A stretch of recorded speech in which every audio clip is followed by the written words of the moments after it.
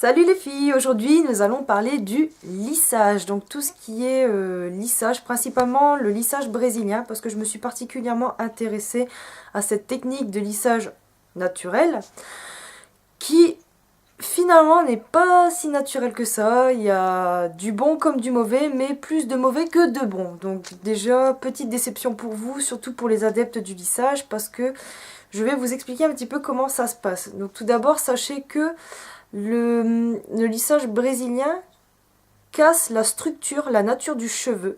Ce qui fait que vous avez les cheveux ondulés, bouclés. Mais le truc c'est que voilà, ça modifie carrément la structure de votre cheveu, ça le dénature.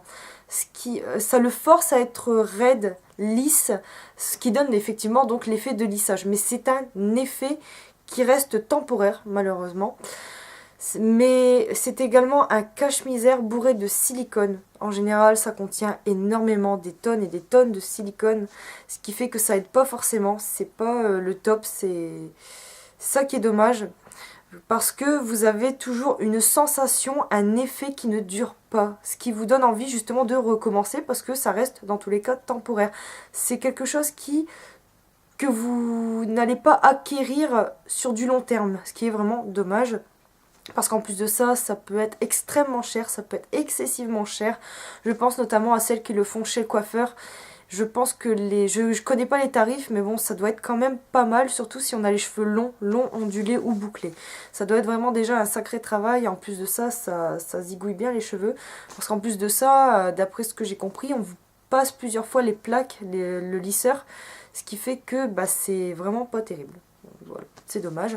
Donc vous avez des formulations à base de formol et sans formol, sachant que sans formol, c'est ce qui justement alourdit le cheveu et donne la sensation de lissage. Donc justement après je vais vous parler un petit peu du formol, vous faire un petit point là-dessus parce que justement on dit ouais formol, mais bon, on n'en sait pas plus, sauf pour les personnes qui ont fait des études un petit peu basées sur ça, mais c'est vrai que nous, on utilise des produits sans forcément savoir si c'est bon, mauvais, ce qu'il y a dedans, puis on a, genre en général quand on achète on fait confiance, donc on n'a pas forcément envie d'aller chercher, voilà, tout simplement. Aussi par flemme. Voilà un peu pour ça. La kératine, on va parler un petit peu de la kératine justement, qui agit comme un pansement. Donc un pansement qui va être également temporaire, qui va apporter une protection et une hydratation. Mais ça reste également un pansement. La kératine étant finalement très très bonne pour les cheveux. Une petite astuce justement pour les filles qui souhaitent passer au naturel, vous avez la phytokératine qui est une poudre qui est 100% naturelle. Il suffit de vous faire des soins avec et franchement c'est carrément moins cher et c'est peut-être pas forcément efficace au niveau du lissage, mais au niveau de la protection des cheveux et de leur hydratation, ça fera nettement plus effet qu'un lissage classique. Voilà, une toute petite chose. Si vous souhaitez en savoir plus justement sur la phytokératine, je vous invite à aller voir le lien qui se trouve en barre d'infos. Pour la suite, pourquoi ça dure pas? Parce que tout simplement, ça ne répare pas. Ça répare pas, ça reste... Vos fourches, vos cheveux abîmés restent un problème qui est temporaire finalement parce que vous allez devoir recommencer et recommencer et recommencer jusqu'à ce que vos cheveux poussent et que vous les coupiez, voire si vous les abîmez pas entre deux.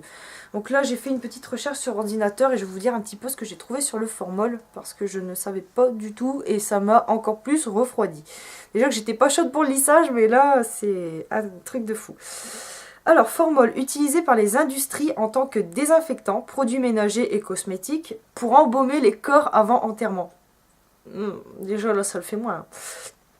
Un petit peu moins. Composé organique classé cancérigène depuis 2004, selon certaines études très dangereux pour la santé, risque de cancer. Donc effectivement, vous allez me dire, ça doit pas être, le produit ne doit pas être bourré de formol. Je veux dire, il y a quand même une limite, il y a un certain pourcentage à ne pas dépasser dans les produits.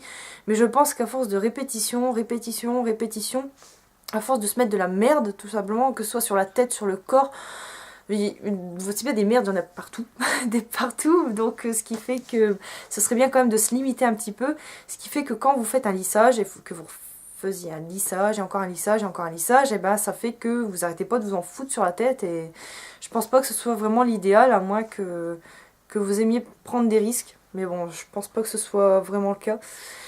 Donc voilà ce que j'ai à trouver un petit peu pour vous. Après, en ce qui concerne le Yuko, le lissage japonais ou des trucs comme ça, je pense, je ne suis pas sûre néanmoins, s'il y a des personnes qui peuvent confirmer ou pas, que c'est à peu près le même truc. C'est à peu près le même truc, sauf qu'il me semble que c'est encore plus cher. Les prix sont encore plus excessifs, donc je sais pas vraiment. Après, je pense aussi notamment à tout ce qui est lissage qui sont sortis il n'y a pas très longtemps là sur dans les commerces. Je sais pas du tout les marques. Je sais vraiment pas des marques de coiffeurs qui sortent leur shampoing, tous les trucs comme ça. Il y en a qui vont réagir, ça c'est sûr, donc les marques, vous le saurez, vous les verrez dans les commentaires, mais vous payez pas cher, et en plus de ça, ça donne des résultats, mais vraiment ignobles apparemment. J'ai lu pas mal de commentaires peu positifs, et j'en entends pas forcément parler de bien, sachant que apparemment ça fonctionne pas super bien, ou que ça zigouille les cheveux, au lieu de les réparer. On voilà un petit peu sur ce point, sur le lissage. Donc j'attends un petit peu de votre part vos impressions, vos avis, ou tout du moins si vous savez encore des choses en plus, des choses à apporter à cette vidéo pour l'enrichir, pour la compléter, parce que c'est vraiment très important d'avoir votre avis, de vous voir agir. Ça me fait vraiment plaisir et puis ben voilà, j'espère que ça vous aura un peu éclairci, que ça vous permettra justement de savoir si c'est un bon ou un mauvais produit. Évidemment, vous l'aurez deviné que c'est pas un produit qui est excellent, mais voilà. J'espère que ça vous aura plu. Donc je vous dis à très bientôt les filles et vous dis à la prochaine vidéo. Salut!